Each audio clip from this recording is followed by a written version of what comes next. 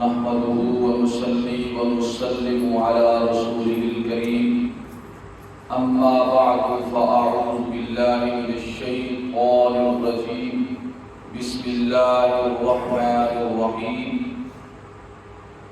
خذ من أموالهم صدقة تطهرهم وتزكيهم بها وصل عليهم إن صلاتك سكن لهم والله السميع العليم ألم يعلموا أن الله هو يقبل التوبة عن عباده ويأخذ الصدقات وأن الله هو التواب الرحيم صدق الله مولانا العظيم۔ تمام حضرات محبت کے ساتھ نبی پاک صلی اللہ علیہ وسلم کی بارگاہ میں درود و سلام پڑھیں۔ اللہم صلی علی سیدنا محمد وعلی آل سیدنا ومولانا محمد واصحاب سیدنا ومولانا محمد وبارک وسلم۔ الصلاة والسلام عليك يا سيدي يا رسول الله وعلى آلك وأصحابك يا سيدي يا حبيب الله۔ الصلاة والسلام عليك يا سيدي يا رحمة للعالمين وعلى آلك وأصحابك يا سيدي يا خاتم النبيين۔ اللہ رب العزت کا بھی ہماری شکر ہے جس نے ہمیں ماہ رمضان مبارک کا یہ چوتھا جمعہ مبارک عطا فرمایا ہے۔ ہو سکتا ہے کہ یہ آخری الوداعی جمعہ ہو، اور یہ بھی ہو سکتا ہے کہ اللہ رب العزت ایک اور جمعہ مبارک جو ہے ماہ رمضان مبارک میں عطا فرمائے انشاءاللہ۔ آج کا موضوع گفتگو کا اللہ کے حضور صدقہ و خیرات کی فضیلت اور بالخصوص صدقہ فطر ہے۔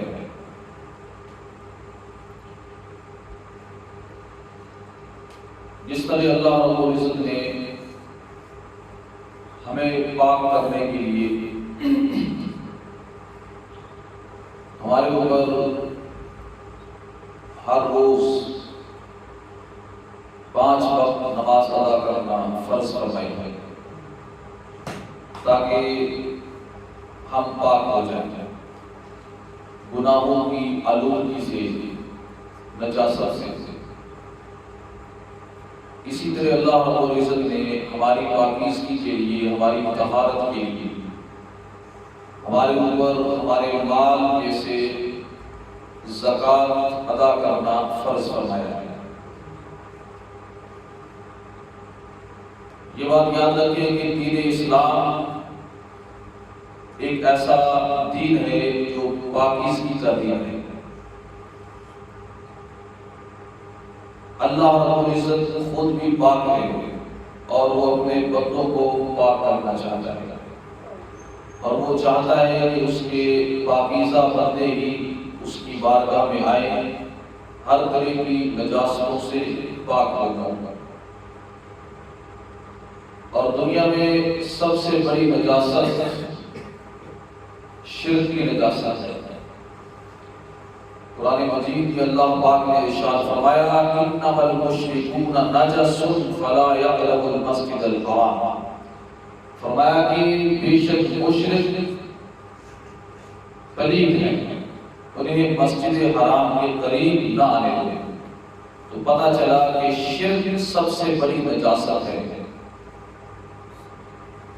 نجاست 2 طرح کی ہے، ایک وہ جو نظر آئے اور ایک وہ جو نظر نہ آئے۔ جو نجاست نظر آئے، مثلا کپڑوں کے اوپر کوئی نجاست لگی ہے، جسم کے اوپر کوئی نجاست لگی ہے، اس کو بھی پاک کرنے کا حکم دیا گیا ہے۔ اور اس اسے پاک پانی کرتا ہے یا پاک مٹی کرتی ہے، اس کے لیے غسل کرنے کا اور وضو کرنے کا حکم دیا گیا ہے، اور جہاں پہ نجاست لگی ہوئی ہو اس جگہ کو بھی پاک کرنے کا حکم دیا گیا ہے، چونکہ اللہ پاک ہمیں پاک کرنا چاہتا ہے۔ جب ہم نے کلمہ شہادت پڑھا، اشہد ان لا الہ الا اللہ وحدہ لا شریک لہ واشہد ان محمدا عبدہ ورسولہ، تو یہ کلمہ شہادت کا اقرار کرنے سے، یعنی اللہ کی وحدانیت اور رسول کریم صلی اللہ علیہ وسلم کی رسالت کا اقرار اور تصدیق کرنے سے ہم شرک اور کفر کی نجاست سے پاک ہو گئے۔ اندر جو کفر اور شرک کی نجاست ہے اس سے اللہ پاک نے پاک کر دیا۔ اب رہ گئی گناہوں کی نجاست، اور اس طرح کی دیگر دنیاوی محبت ہے، لالچ ہے، ہرس ہے، بدنگاہی ہے، اور اس طرح کے دیگر گناہ ہیں جو دنیا میں انسان کو ہر وقت پیش آتے رہتے ہیں، غلطیاں ہیں، فضول گفتگو ہے، اس طرح کی نجاستوں سے پاک کرنے کے لیے اللہ پاک نے ایک تو ہمیں نماز کا عمل عطا فرمایا ہے کہ 5 وقت نماز ادا کرو، اور رسول کریم صلی اللہ علیہ وسلم نے فرمایا، اے میرے صحابہ مجھے بتاؤ تم میں سے کسی کے گھر کے سامنے ایک نہر ہو اور وہ اس نہر میں ہر روز 5 مرتبہ غسل کرتا ہوا، تو مجھے بتاؤ کیا اس کے جسم پر کوئی میل کچیل رہ جائے گی؟ عرض کی یا رسول اللہ صلی اللہ علیہ وآلہ وسلم، کوئی میل کچیل اس کے جسم پر نہیں رہے گی۔ تو آقا علیہ السلام نے فرمایا کہ یہ 5 نمازیں جو ہیں اس نہر کی طرح ہیں، جو شخص 5 وقت کی نماز ادا کرتا ہے وہ بالکل اسی طرح پاک ہو جاتا ہے، یعنی یہ گناہوں کی میل کچیل کو دھو ڈالتی ہے۔ معلوم ہوا کہ نماز بھی ہمیں پاک کرنے والی ہے۔ اب کچھ نجاستیں ایسی ہیں وہ صرف نماز سے ہی پاک نہیں ہوتی، بلکہ اس کے لیے اللہ پاک نے ہمارے اوپر مال میں سے صدقہ و خیرات کرنا ضروری کر دیا، تاکہ اس صدقہ و خیرات کے ذریعے وہ نجاستیں بھی دور ہو جائیں اور ہم بالکل پاک ہو جائیں۔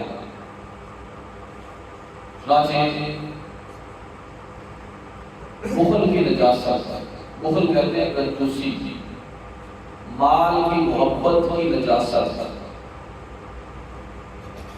یہ نجاستیں دور کرنے کے لیے، ان سے پاکیزگی حاصل کرنے کے لیے اللہ پاک نے صدقہ و خیرات کرنا ہمارے لیے ضروری قرار دیا۔ چنانچہ جو آیت کریمہ میں نے آپ کے سامنے خطبہ میں تلاوت کی ہے وہ سورہ توبہ کی آیت نمبر 103 ہے۔ اس میں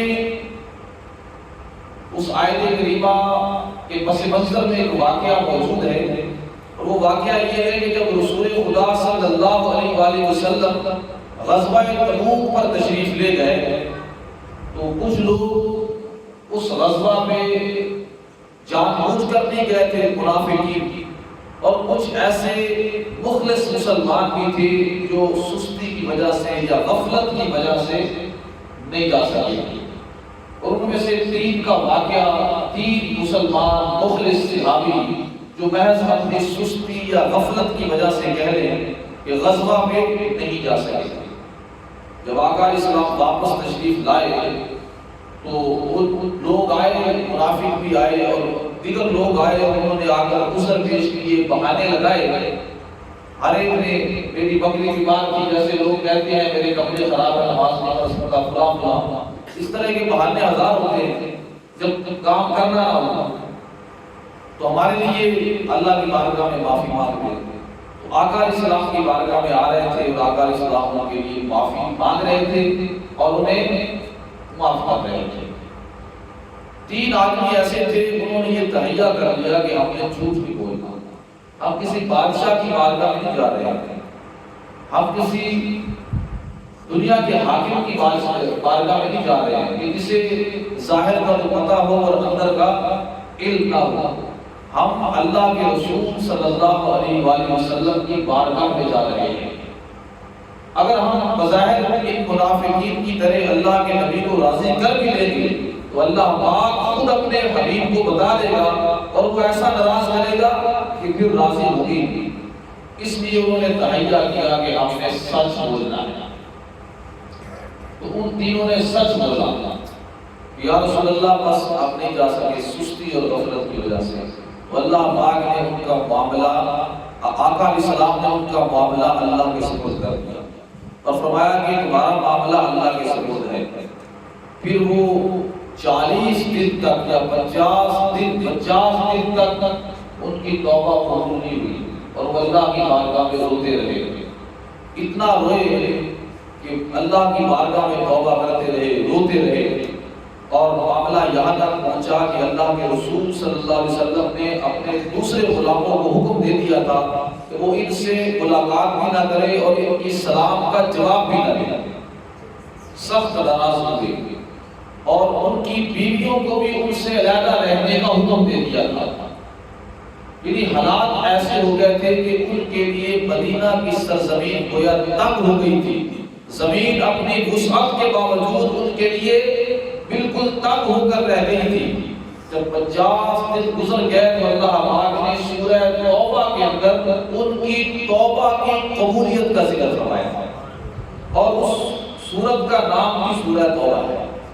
وَعَلَى الصَّلَاةِ الَّذِينَ خُلِّفُوا، اس آیت کے اندر فرمایا کہ وہ جو پیچھے رہ گئے تھے 3 آدمی، ان کی توبہ کی قبولیت کا ذکر فرمایا اور صحابہ کرام نے ان کو جا کر مبارکباد دی. اور وہ اللہ کے نبی کی بارگاہ میں حاضر ہوئے تو آقا علیہ السلام نے کھڑے ہو کر ان کا استقبال کیا اور انہیں خوشخبری دی. اور ان میں سے ایک کو کہا، جب وہ پہلے پہنچے تھے جو جوان تھے، انہیں فرمایا کہ آج کا دن تیرے لیے نہایت عظیم دن ہے، اس دن سے لے کر کس دن تیری ماں نے مجھے جنا. تو ان کی توبہ قبول ہو گئی. پھر وہ اپنا مال اللہ کے رسول کی بارگاہ میں لے کر حاضر ہوئے تاکہ توبہ کی قبولیت پر اللہ کے راستے میں مال کو خرچ کریں شکرانے کے طور پر. تو وہ سارا مال ہی لے کر حاضر ہو گئے تھے. آقا علیہ السلام نے قبول نہیں کیا. فرمایا کہ اللہ پاک نے مجھے مال لینے کا حکم نہیں دیا ہے. پھر اللہ پاک نے یہ آیات بشیرات نازل فرمائی. فرمایا خذ من اموالہم صدقۃ، اے میرے حبیب ان کے مالوں میں سے صدقہ قبول کیجیے. جو وہ صدقہ آپ کو دے رہے ہیں وہ قبول کیجیے. کیوں؟ تطہرہم، تاکہ انہیں پاک کیجیے، وتزکیہم، اور انہیں خوب پاک کیجیے، ان کا تزکیہ کیجیے. سبحان اللہ. پتہ چلا کہ اللہ کے راستے میں مال دینے کا مقصد اپنے آپ کو پاک کرنا ہے. اور اللہ پاک نے بھی حکم دیا کہ معبود یہ صدقہ ان کے مال سے لے لیجیے تاکہ آپ انہیں پاک کریں، خوب صاف ستھرا کریں. اور اس کے ساتھ ساتھ صدقہ قبول کر کے وصلی علیہم، ان کے لیے دعا بھی کیجیے، اللہ کے حضور رحمت کی دعا کیجیے. ان صلاتک سکن لہم، اے معبود بے شک آپ کی دعا جو ہے نا ان کے لیے باعث سکون ہے. یعنی اگر آپ ان کے لیے دعا کرتے ہیں میری بارگاہ میں تو یہ ان کے لیے باعث تسکین ہے. انہیں اس سے سکون قلب ملتا ہے اور اطمینان ملتا ہے کہ اللہ کے حبیب صلی اللہ علیہ وسلم نے ہمارے لیے دعا کی ہے. یہ وجہ ہے کہ آقا علیہ السلام کی بارگاہ میں جب بھی کوئی آقا اپنی زکوٰۃ، صدقہ اور خیرات، صدقہ فطر وغیرہ پیش کرتا تو آقا علیہ السلام اس کے لیے دعا فرماتے. کیوں؟ اس لیے کہ اللہ پاک آقا علیہ السلام کی دعا کو قبول فرماتا ہے.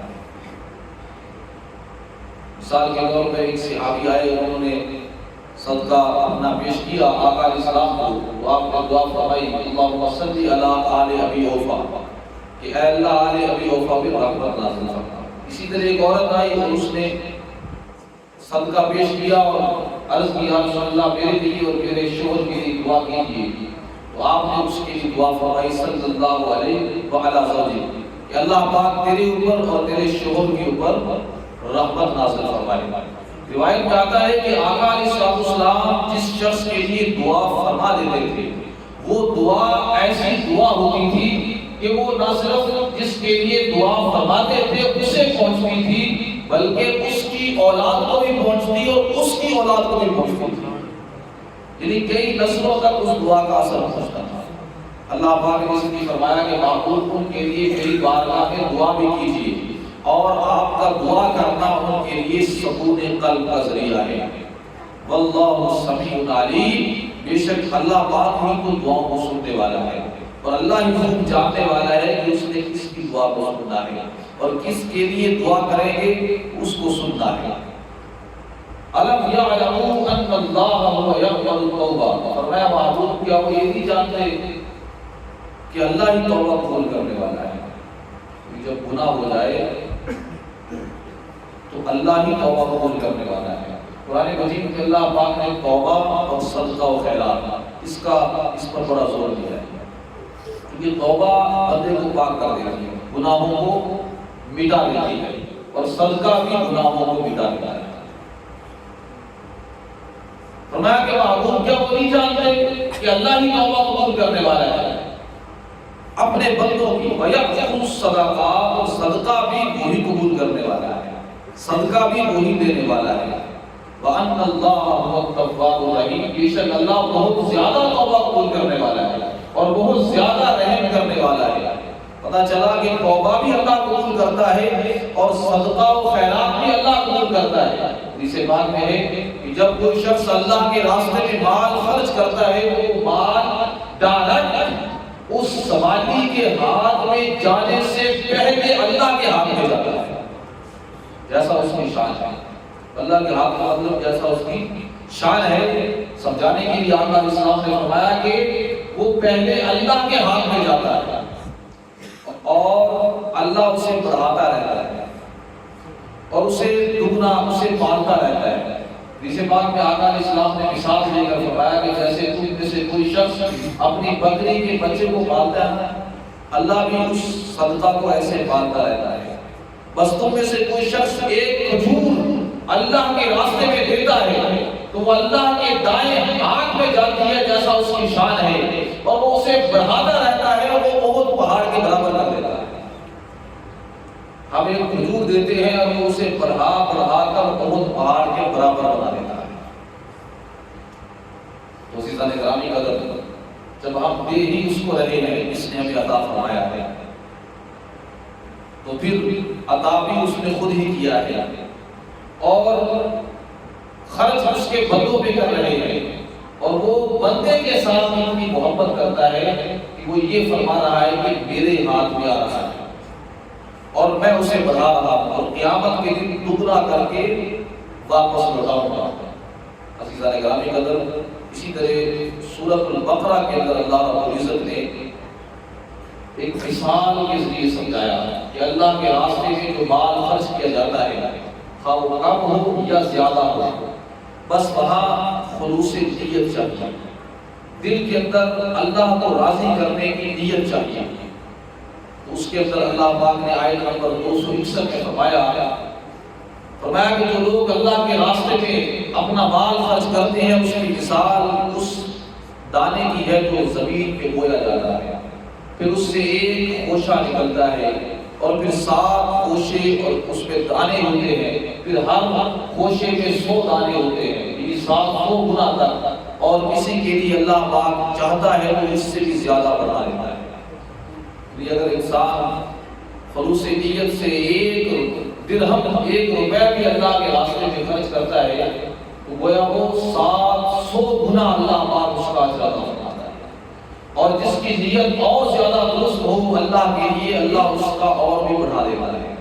اور بعض اوقات ایسا ہوتا ہے کہ بندے کے پاس ہوتے ہی اتنے ہیں، کم ہیں کہ وہ کم دے رہا ہوتا ہے تو اللہ اسے بڑھا دیتا ہے اور زیادہ اس کی نیت کی وجہ سے۔ اب جب ہم نے یہ سمجھ لیا کہ جو ہم نے مال دیا ہے اللہ کے راستے میں وہ اپنے آپ کو پاک کرنے کے لیے کیا ہے، جیسے ہمارے جسم پر نجاست لگی ہو تو ہم پانی دے کر اسے پاک کر رہے ہوتے ہیں، تو یہ ہم کسی بھی احسان کر رہے ہوتے ہیں، کسی بھی احسان نہیں کر رہے ہوتے، نہ پانی پہ احسان ہے نہ کسی اور پہ احسان ہے، وہ تو اپنے آپ کو پاک کر رہے ہیں۔ اور یاد رکھیں کہ اگر جسم کے اوپر نجاست لگی ہو اور اسے ہم پاک کریں گے تو مجھے بتائیں کس چیز سے پاک کریں گے؟ اسے ہم پاک پانی سے پاک کریں گے۔ کس سے پاک کریں گے؟ تو بولے نا، پاک پانی سے۔ اگر جسم پہ نجاست لگی اور آپ کے پاس پانی موجود ہے اور اس پانی میں بھی نجاست لگی ہے اور وہ پانی ہو گیا ناپاک، اب کوئی عقل مند آدمی اس ناپاک پانی سے اس نجاست کو پاک کرے گا؟ تو جہاں جہاں لگتی جائے گی ناپاک ہی ہوتا جائے گا۔ اسی طرح جو اندر کی نجاست ہے، جس کے لیے صدقہ اللہ پاک نے ضروری قرار دیا ہے، زکوٰۃ، صدقہ فطر، عشر، جب صدقہ کا لفظ میں بولتا ہوں تو یہ سارے صدقات آ جاتے ہیں۔ یہ جو فرض کیا ہے پاک کرنے کے لیے، اگر وہ ناپاک رزق میں سے ہوگا، حرام رزق میں سے ہوگا، تو وہ اندر کو پاک نہیں کرے گا، زیادہ پلید ہی کرتا جائے گا۔ اس لیے آقا علیہ السلام نے فرمایا کہ اللہ پاک بغیر وضو کے نماز قبول نہیں کرتا اور حرام مال کا صدقہ قبول نہیں کرتا۔ تو صدقہ و خیرات کرنے کے لیے پہلی شرط یہ ہے کہ وہ مال پاکیزہ ہو، حلال ہو، طیب ہو۔ اللہ پاک نے دو لفظ استعمال کیے، حلال بھی ہو اور طیب بھی ہو۔ طیب ہوتا ہے کہ وہ مال خود پاک ہو، اور حلال یہ ہے کہ وہ حلال طریقے سے حاصل کیا ہوا۔ اب ایک مثال ہے، ایک خنزیر ہے اور ایک بکری ہے۔ اب بکری طیب ہے، خنزیر کیا ہے؟ خبیث، ناپاک ہے۔ اب بکری چوری کی ہے تو وہ حلال نہیں ہے، یعنی مال حلال بھی ہو اور طیب بھی ہو اور وہ اللہ کے راستے میں دیا جائے تو وہ اندر کو پاک کرے گا۔ اور اگر مال سود کا ہے، رشوت کا ہے، یا کسی کا ہڑپ کیا ہوا اس کے اوپر کسی دوسرے کا حق ہے، تو وہ مال اللہ پاک قبول نہیں کرتا ہے بلکہ رد کر دیتا ہے، اور وہ مال بندے کو پاک بھی نہیں کرتا ہے۔ اب حلال مال اللہ کے راستے میں خرچ کیا تو اللہ پاک نے فرمایا جو لوگ بھی اللہ کے راستے میں مال خرچ کرتے ہیں تو وہ انہیں چاہیے کہ وہ اپنے خرچ کیے کے بعد احسان نہ جتایا کریں۔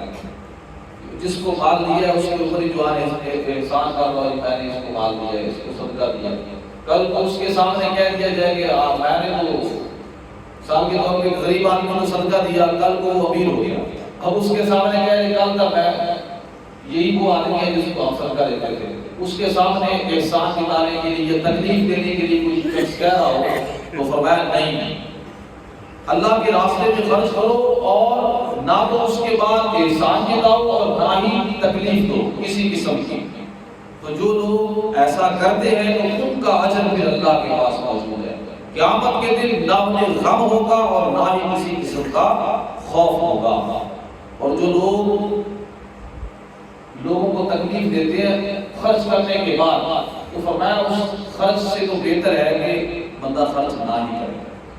قول معروف ومغفرۃ خیر من صدقۃ یتبعها اذى، ایسے صدقہ و خیرات کے جس کے بعد تکلیف یا اذیت دینا ہو احسان دلا کر یا کسی قسم کی، تو فرمایا اس سے بہتر ہے کہ اچھی بات کہہ دیں کہ یار میرے پاس نہیں ہے، نہ دیں۔ اور اللہ پاک خود بڑا بے پرواہ ہے اور اپنے اس محتاج غریب بندے کو خود ہی امیر کر دے گا، تمہارے اس کو صدقہ و خیرات دینے کی ضرورت نہیں ہے۔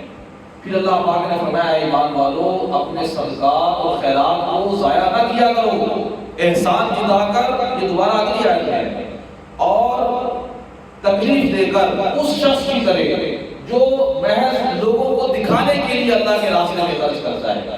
یہاں تیسری بات کا پتہ چلا کہ لوگوں کو دکھانے کے لیے بھی خرچ نہیں کرنا ہے، محض اللہ کی رضا کے لیے کرنا ہے۔ جو احسان جتاتا ہے، تکلیف دیتا ہے، وہ اس شخص کی طرح ہے جو لوگوں کو دکھانے کے لیے خرچ کر رہا ہے۔ اس کی مثال پتہ کیا ہے؟ اس کی مثال فرمایا ایسے ہے جیسے چکنا پتھر ہو، اس چکنے پتھر کے اوپر تھوڑی سی مٹی کی تہ ہو، تو جب تیز بارش آئے تو وہ مٹی کیسے ہو جائے گی؟ بالکل صاف ہو جائے گی۔ ایسے ہی جب قیامت آئے گی اس کا نامہ اعمال بھی چیک ہوگا، کوئی ثواب اجر وغیرہ اس کے پاس نہیں ہوگا۔ تو اس لیے فرمایا کہ ریاکاروں کی طرح اپنے مال کو ضائع نہ کرو، اور جس نے اللہ کی رضا کے لیے حلال مال میں سے صدقہ و خیرات کیا ہے اس کی مثال بھی اللہ بیان فرما رہا ہے۔ فرمایا اس کی مثال ایسے ہے جیسے ایک باغ ہو، اور باغ بھی ہو اونچی جگہ کے اوپر، بلند جگہ کے اوپر، تو فرمایا تیز بارش آئے تو وہ دگنا پھل لائے گا، اور اگر تیز بارش نہ بھی آئے، ایسے فوار ہی پڑ جائے تو بھی اس سے بہت زیادہ پھل آئے گا، کیونکہ وہ ہے نا اونچی جگہ کے اوپر۔ تو اس لیے فرمایا کہ اللہ ہمارے اعمال کو بڑی اچھی طرح دیکھ رہا ہے۔ اب ایک اور بہترین مثال اللہ پاک نے دی، بڑی مثالیں دے دے کر اللہ پاک اپنے بندوں کو سمجھاتا ہے تاکہ اپنے عمل ضائع نہ کر بیٹھے۔ فرمایا آیا ودو احدکم، کیا تم میں سے کوئی شخص ایسا ہے کہ یہ چاہے، مثال ہے کہ اس کے پاس ایک باغ ہو کھجوروں کا، بڑا خوبصورت باغ ہو، اس کے نیچے نہریں بہہ رہی ہو، اور اس کے اندر بڑا پھل ہو، بہت زیادہ پھل لگتا ہو، اور وہ بڑھاپا اسے آ جائے، اب ایک واحد ذریعہ وہ باغ ہی اس کے لیے، اور وہ خود بوڑھا ہو جائے اور اس کے بچے چھوٹے چھوٹے ہو۔ اب بندہ چاہے گا کہ اس باغ کے اوپر اللہ کا عذاب آئے اور سب کچھ ختم ہو جائے، خود بوڑھا ہو گیا، ایک باغ ہی ہے اس کے پاس خوبصورت، بچے اس کے چھوٹے ہوئے، اب وہ بوڑھا آدمی چاہے گا کہ باغ کے اوپر عذاب آئے اور یہ باغ ختم ہو جائے گا، یقیناً وہ نہیں چاہے گا۔ تو فرمایا اسی طرح اللہ پاک کی مثالیں دیتا ہے اور بیان کرتا ہے تاکہ تم اللہ کی ان آیتوں کے اندر غور کرو، تدبر کرو۔ یہ مثال اس طرح ہے کہ دنیا میں تو بڑا صدقہ و خیرات کیا، مال کیا، اس کے بعد احسان بھی جتایا اور تکلیف بھی پہنچائی اور ریاکاری کے لیے کیا، اور ساتھ اللہ کی امید بھی رکھی کہ قیامت کے دن ملے گا۔ جیسے ہی قیامت آئے کچھ بھی نہ ملا، یعنی جب قیامت کے دن نیکیوں کی ضرورت پڑی کچھ بھی نہ ملا۔ اللہ کے راستے میں جب مال ہو، کیونکہ وہ خود پاک ہے، عمدہ ہے، طیب ہے، تو وہ مال بھی طیب، پاکیزہ، عمدہ ہی پسند کرتا ہے۔ لن تنالوا البر حتى تنفقوا مما تحبون، فرمایا کہ ہرگز تم نیکی تک نہیں پہنچ سکتے ہو جب تک کہ اپنی پسندیدہ چیز اللہ کے راستے میں خرچ نہ کر دو۔ فرمایا کہ ایمان والو اپنی پاکیزہ کمائیوں میں سے اور اس میں سے جو اللہ نے زمین سے نکالا ہے، یعنی عشر، اللہ کے راستے میں خرچ کرو، اور جب خرچ کرو تو گندا مال دینے کا ارادہ نہ کرو کہ یہ کچرا جو ہے اللہ کے راستے میں دے دیتے ہیں، بلکہ صاف ستھرا مال جو تمہیں پسند ہے وہ اللہ کے راستے میں دو۔ ایسا مال نہ دو کہ اگر کوئی اور شخص تمہیں دے اور تم خود بھی اسے قبول نہ کرو۔ اور فرمایا جان لو کہ اللہ پاک بڑا بے نیاز ہے، بڑا بے پرواہ ہے، تعریف کے لائق ہے، بس اس کی حمد ہونی چاہیے۔ کہیں یہ نہ سوچ پیدا ہو جائے کہ اللہ پاک ہم سے مانگ رہا ہے، فرمایا کہ وہ بڑا بے نیاز ہے۔ شیطان تم سے وعدہ کرتا ہے، تمہیں یہ وعدہ دیتا ہے، تمہیں یہ ڈراتا ہے کہ تم فقیر ہو جاؤ گے۔ جب بندہ اللہ کے راستے میں خرچ کرے نا، تھوڑا سا خرچ کرنے کی فکر میں آئے تو شیطان آتا کہتا ہے کہ یار رب بھی جائے گا، غریب ہو جائے گا، جن کو فقر اور تنگ دستی کا خوف دلاتا ہے، اور اللہ کیا کرتا ہے، اور شیطان اس کے ساتھ ساتھ انہیں بے حیائی کا حکم دیتا ہے۔ یعنی ہم دیکھتے ہیں کہ لوگ اللہ کے راستے میں خرچ کرتے ہیں تو بڑا نفع ہوتا، پوچھتے ہیں جی صدقہ فطر کی کتنی مقدار ہے، کم از کم بتائیں گے کہ 2 کلو یا 3 کلو ہے، اور جب کوئی شادی بیاہ ہے اور ناجائز کاموں میں خرچ کر رہے ہیں، کبھی پوچھا ہے کہ یہ کتنا خرچ کرنا ہے، 200 کرنا ہے یا 100 کرنا ہے یا 500 کرنا ہے، جتنا مانگ لیا ہے ناچنے والے نے اتنا اس کے اوپر خرچ ہوگا، اور جتنا دل میں آ رہا ہے اتنا خرچ ہو رہا ہے۔ اور جب ادھر باری آئی مولوی صاحب بتانا یہ صدقہ فطر کی مقدار کتنی ہے، بھائی یہ مقدار اللہ پاک نے ان لوگوں کے لیے رکھی ہے جو ضروری ہے، اور جو جن کے پاس ہے نہیں ان کے لیے اللہ پاک نے فرمایا ہے کہ آقا علیہ السلام نے مقرر کر دیا کہ اس سے کم کوئی نہیں دے گا، یہ 1 سا یعنی 3 کلو وزن جو ہے اس سے کم کوئی شخص نہیں دے گا، جو بھی دے گا اتنا صدقہ فطر دے گا، اور یہ ہر شخص کے اوپر واجب قرار دیا ہے، خواہ مرد ہے یا عورت ہے یا بچہ ہے یا بڑا ہے، غلام ہے یا آزاد ہے، ہر شخص ماہ رمضان مبارک میں عید نماز پڑھنے سے پہلے یہ ادا کر دے۔ اور یہ آقا علیہ السلام کے دور میں وزن بھی ہوتا تھا، وہ ایک بہت بڑا برتن سا تھا، پیمانہ، وہ ایک بھر کے دے دیا کرتے تھے، اور آج کے دور میں اس کا وزن 2670 گرام بنتا ہے، یعنی آپ 3 کلو کہہ سکتے ہیں۔ 3 کلو وزن جو ہے یہ کم از کم ہے، لیکن اللہ کے راستے میں دیتے وقت کم از کم نہیں دیکھنا چاہیے، زیادہ سے زیادہ دیکھنا چاہیے۔ عزیزان گرامی قدر، واللہ یعیدکم مغفرۃ منہ وفضلا، اللہ تم سے وعدہ کرتا ہے، شیطان تم سے وعدہ کرتا ہے، تمہیں ڈراتا ہے کہ غریب ہو جاؤ گے، اللہ تم سے وعدہ کرتا ہے بخشش کا اور مغفرت کا اور اپنے بڑے فضل عظیم کا۔ اور اللہ بہت بڑی وسعت والا ہے، اور اللہ جسے یہ سمجھ بوجھ دے دے تو اللہ پاک دین کی سمجھ جسے عطا فرما دے اس بات کی، تو فرمایا اسے اللہ پاک نے بڑی نعمت عطا فرما دی، اور فرمایا کہ یہ جو نصیحت ہے عقل مند لوگ ہی قبول کرتے ہیں، عقل مند لوگ ہی قبول کرتے ہیں۔ اب موضوع کو میں مکمل کر لوں، جمعہ المبارک ہے، تو فرمایا کہ جو چیز بھی اللہ کے راستے میں خرچ کرو گے یا نظر مانو گے، اللہ پاک سے خوب جانتا ہے۔ البتہ ظالم لوگوں کے لیے نہ دنیا میں بھی مددگار ہے اور نہ آخرت میں بھی مددگار ہے۔ تم جو کچھ بھی اللہ کے راستے میں خیرات کرو گے، ظاہری طور پر کرو گے تاکہ لوگوں کو ترغیب ہو، دوسرے لوگ بھی کریں، یا خفیہ طور پہ کرو گے، اللہ پاک اسے جانتا ہے اور وہ تمہارے لیے بہتر ہے، اور اس سے تمہاری غلطیاں جو ہے اللہ پاک مٹا دے گا، اور اللہ پاک تمہارے ہر عمل سے باخبر ہے۔ اور اللہ پاک نے مزید یہ فرمایا کہ ان لوگوں کو ہدایت دینا ہمارے ذمہ نہیں ہے، یہ اللہ کے ذمہ ہے۔ صحابہ کرام میں بعض مسلمان ہو گئے اور بعض ان کے رشتہ دار تھے جو مسلمان بھی نہیں ہوئے تھے، سوچتے تھے کہ ہے تو غریب محتاج لوگ مسلمان بھی ہوئے ہیں، ہدایت نے قبول کی، ان کے اوپر خرچ کرے یا نہ کرے؟ فرمایا کہ ہدایت دینا اللہ کا کام ہے، جس کو چاہے دے یا نہ دے، اور تم ان کے اوپر خرچ کرو۔ یعنی رشتہ دار کوئی ہے، خواہ وہ جیسا بھی ہے، غریب ہے، محتاج ہے، تو فرمایا اس کے اوپر خرچ کرو۔ تم جو بھی اللہ کی رضا کے لیے خرچ کرو گے، اللہ پاک اس کا پورا پورا اجر تمہیں عطا فرمائے گا اور ذرا برابر بھی کمی نہیں کرے گا۔ عزیزان گرامی قدر، پھر فرمایا ایک بڑی لطیف بات سمجھا دی کہ للفقراء الذین احصروا فی سبیل اللہ، فقیر صرف وہ نہیں ہے، فقیر تو وہ لوگ ہیں جو اللہ کے راستے میں روک دیے گئے ہیں، جو دنیا میں کاروبار نہیں کرتے ہیں، دین کے اندر اتنے مشغول ہیں یا عبادت کے اندر اتنے مشغول ہیں یا دینی کاموں میں مشغول ہونے کی وجہ سے وہ کام نہیں کر سکتے ہیں۔ کچھ صحابہ کرام تھے وہ ہر وقت اللہ کے نبی کی بارگاہ میں جاتے تھے، کام نہیں کرتے تھے، اور عام آدمی جو امیر آدمی ہے ان کو دیکھتا ہے تو اسے لگتا ہے کہ یہ امیر آدمی ہے، کیونکہ ان کے اندر خودداری اتنی ہے کہ وہ کسی کے سامنے لپٹ کر سوال نہیں کرتے ہیں، البتہ ان کی پیشانی سے نظر آ جاتا ہے کہ یہ محتاج لوگ ہیں، سوال کسی سے نہیں کرتے ہیں۔ تو فرمایا اصل میں فقیر وہ لوگ ہیں، عیالدار بھی ہیں، بچوں والے بھی ہیں، ان کی ضروریات زندگی پوری نہیں ہو رہی، ادار اٹھا رہے ہیں، قرض اٹھا رہے ہیں، لیکن کسی سے مانگتے نہیں ہیں۔ تو فرمایا اصل وہ ہے، ان کے اوپر خرچ کرو۔ لا يسألون الناس الہافا، لوگوں سے لپٹ کر سوال نہیں کرتے۔ تو عزیزان گرامی قدر، پتہ چلا کہ اللہ کے راستے میں خرچ کرنا بہت ساری احادیث ہیں، اگر میں بیان کرتا جاؤں تو کم ہونے والی نہیں ہے۔ یہ تو قرآن مجید کے 2 رکوع میں نے پورے آپ کے سامنے پڑھ دیے ہیں، جس کے اندر صرف اللہ کے راستے میں خرچ کرنا ہے۔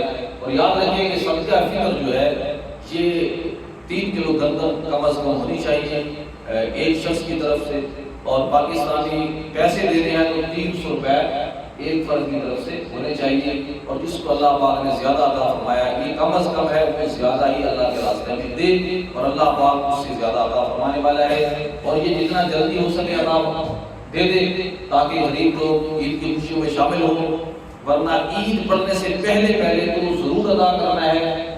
حدیث پاک میں ہے کہ جو شخص عید کے بعد ادا کرتا ہے، عید پڑھنے کے بعد، وہ صدقہ فطر نہیں ہوتا، بھی وہ ویسے صدقہ ہوتا ہے، عام صدقہ۔ صدقہ فطر جو ہے وہ عید پڑھنے سے پہلے ادا کرنا ہے۔ اللہ رب العزت کی بارگاہ میں دعا کرنے کی توفیق عطا فرمائے۔